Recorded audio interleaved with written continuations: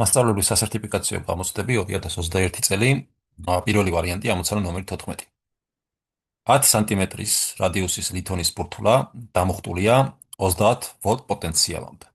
ესე იგი მოცემული გვაქვს ერი, ტოლი არის 10 სანტიმეტრი, ფი, ტოლი არის 30 ვოლტი. რისი ტოლია პოტენციალთა სხვაობა ისეთ ორ წერტილს შორის, რომლების ბურთულის ცენტრიდან 5 სანტიმეტრი და 30 სანტიმეტრი მანძილებზე მდებარეობს. პოტენციალი უსასრულობაში ნულის ტოლად ითვლება. ესე იგი R1 პირობით ტოლი არის 5 სანტიმეტრის, ხოლო R2 ტოლი არის 30 სანტიმეტრის. და გვეკითხებიან პოტენციალთა სხვაობას. ესე იგი ძაბოს. ის ტოლი არის ძაბო. ახლა მოცემული გვაქვს დამუხტული ბურთულა,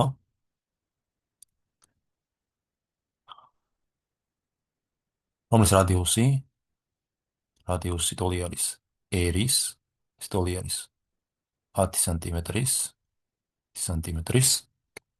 რაღაც ვერ დავწერე მთლად კარგად.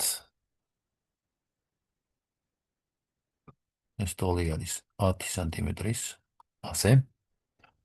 და გვეკითხებიან პოტენციალთა სხვაობას, იგი ძაბოს. ახლა რადგანაც საუბარი გვაქვს აქ დამუხტულ ბურთულაზე, ამ შემთხვევაში, როგორც ვიცით, პოტენციალი ისევე როგორც ზედაპირზე, ამ ბურთულის ზედაპირზე, ისე მის შიგნით ყველა წერტილში ერთნაირი არის.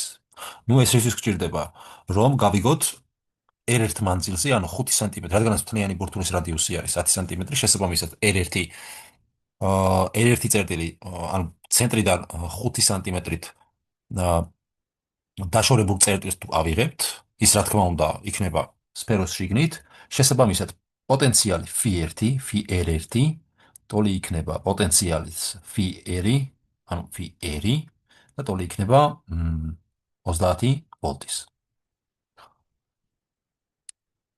რაც შეეხება ერორ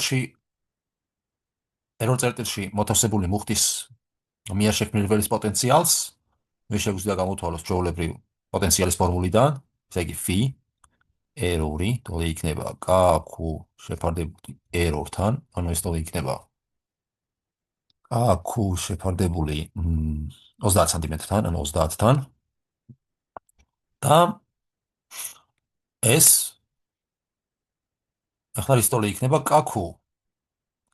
ჩვენ KQ-ს განსაზღვრა შეგვიძლია ზემოთ არსებული ფორმულით, ამ ფორმულიდან, კერძოდ, რადგანაც φR უდრის KQ შეფარდებული 1-თან, ეს უდრის KQ შეფარდებული 10-თან, ეს თავის მხრივ უდრის 30-ს, საიდანაც KQ ტოლი იქნება 300-ის და ამ მნიშვნელობას თუ